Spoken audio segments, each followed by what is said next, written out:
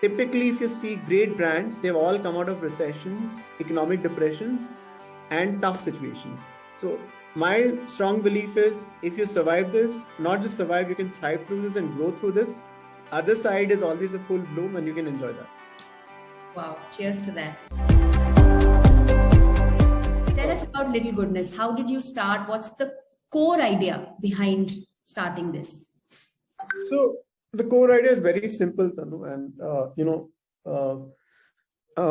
it's very simple in the sense. The essence of this is that if you take data, you take National Family Health Survey, you take UNICEF, you take UN SDGs, everything put together. Roughly, there are around 100 million kids in India itself who lack some kind of nutrition, have some form of nutrition deficiency, whether that's vitamins, minerals, or excess of unhealthy carbohydrates and fats. The number is roughly around 10 crores, 100 million, the way you want to position it. Now, that is a huge number, right? I mean, and that number is something that appeals to me because it's about impact. It's about impact at scale. It's about creating a business with impact at scale. And this is something, I learned from my previous organization, Tata, where business was created to do good to society, right? So Little Goodness is born out of this innate desire and passion to create goodness for these 100 million kids and their families. Second, the outer part of the core is when you're looking at kids as a segment itself, or even families, or even look at us, right? Food is all about taste, right? You all don't want to eat. We don't want to eat food that doesn't taste great. Absolutely. We all go back to eting something which we, whether it's the aloo paratha at Converges in Gurgaon or the masala dosa here in MTR. All of us go back to things that we really enjoy. Food is all about enjoyment. So we said, how do you tackle this problem of nutrition while keeping that enjoyment and fun factor there? That's how we modeled this to say that we'll take the categories that kids love. We'll not change the taste a great deal. The taste has to be roughly 90-95% of what it is for the category leader. Work around the ingredients, create something that is much healthier, delivers the nutrients, and at an affordable price point. Healthy food, healthy snacks is very often a buzzword these days. And there's sometimes a clutter of that happening now, and some of those are really good, genuinely healthy products, some aren't. How do you try and communicate with your target audience to say that, okay, we are genuinely adhering to what we are saying, or we're keeping the promise? Because more and more consumer behavior is telling us that today brand trust is way higher than brand love. No one's going to follow a brand just because they love it. We've got to keep to the promises we're making, right? So how do you communicate that amidst the clutter of products in the D2C space today? Sure. So I think one of the lessons we learned is to keep it very simple. One of the problems in the food, as you rightly described, is how do you translate healthy into a real scalable business? We've seen that, one, keep the communication simple. Don't try and overly complicate the communication. We have made the mistakes ourselves, right? We have complicated communication. We have tried communicating too much in the language of nutrition. We have tried to complicate our products. So we tried calling our chocolate prebiotic chocolates. Okay. We are the first ones in India to probably launch this whole concept of prebiotic. We are the first ones to launch this whole concept of prebiotic chocolates. Right. First question is, what is prebiotic? We have to talk in the language of the consumer. Then we said, okay, forget all of it. Just try it as a chocolate. Just try it as a chocolate. And when you try it as a chocolate, if you like the taste, then read the label. That is when we started getting the good conversions happening, seeing good conversions, because the moment we simplified it to say it's a chocolate, and then the benefits, health benefits, are something that you get by eating it, it became a lot simpler for us. So that's step one. Step two is, of course, once you do communicate, once you start trying your products, the taste and the benefits have to live up to the promise that you're making. And that's true for any brand, right? I mean, then the simple brand ideals come into play. It's not just true for me, it's true for anyone else in the industry. You made an important point. Obviously you're thinking of taste. And like you mentioned, you've learned from some of the earlier products you probably made were more nutrition, health, and so there wasn't that much repeat customer buying on that.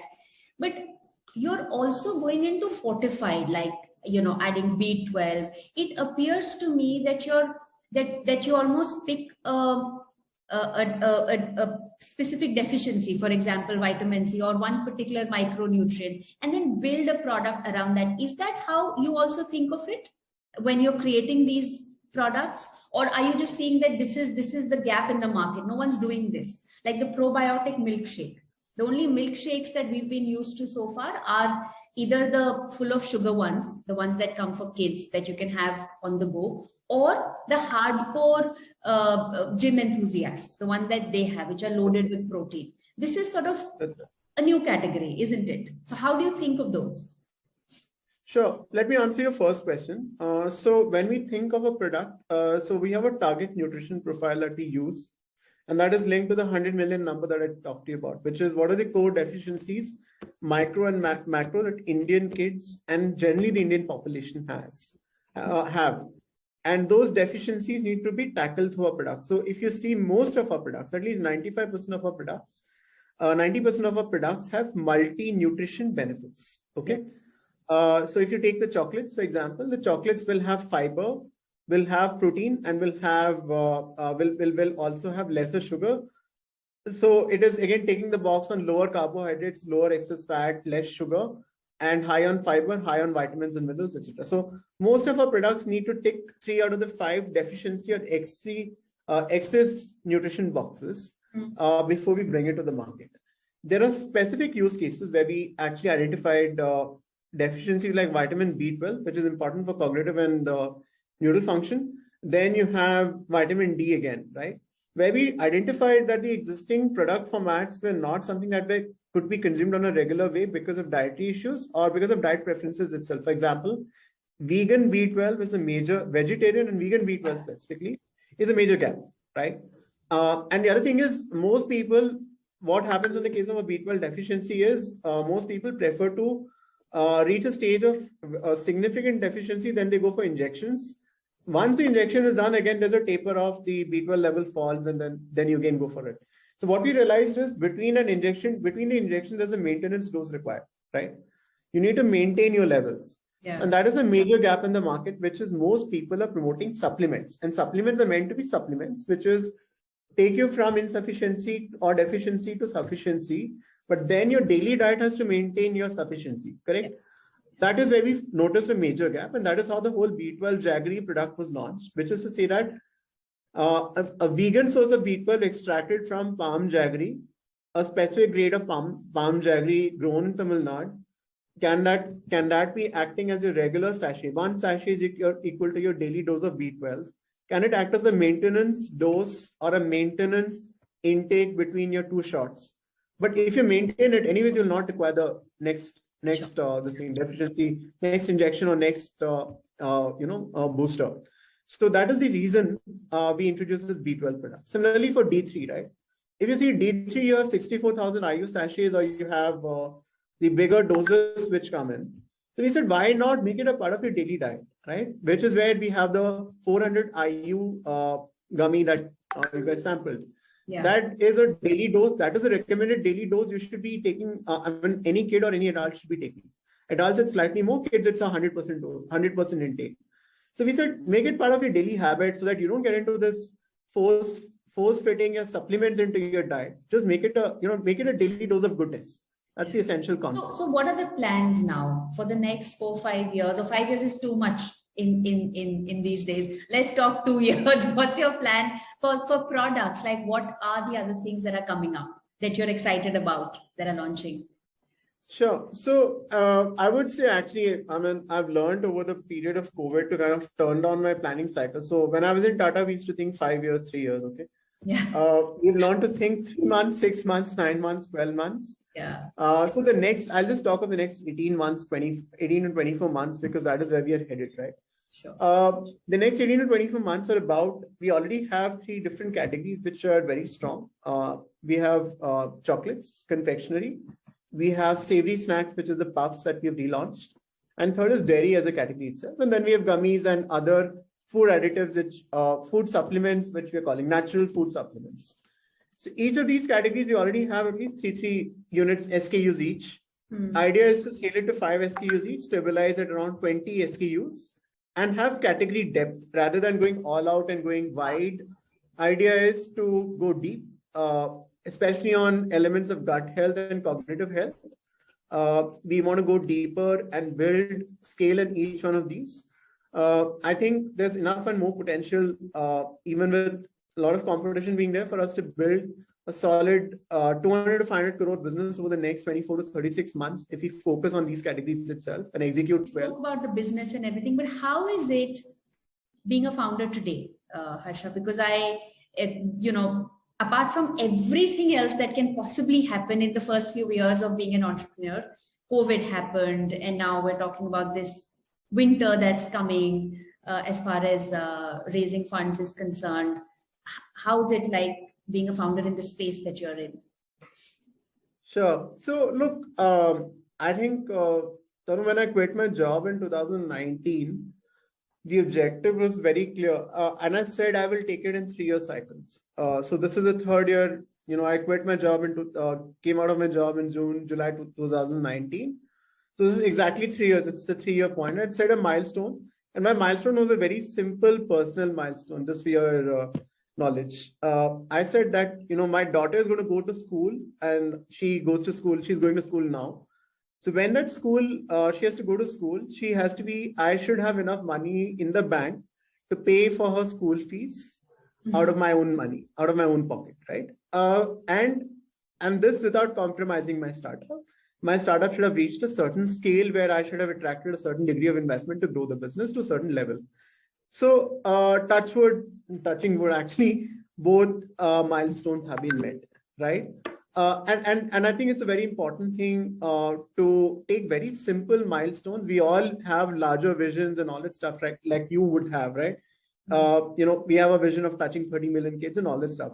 But I think to get to a larger target, you need to break it down to simpler milestones, which give you the satisfaction that you've reached there. You've been able to hit those milestones. It gives you the confidence to go to the next level.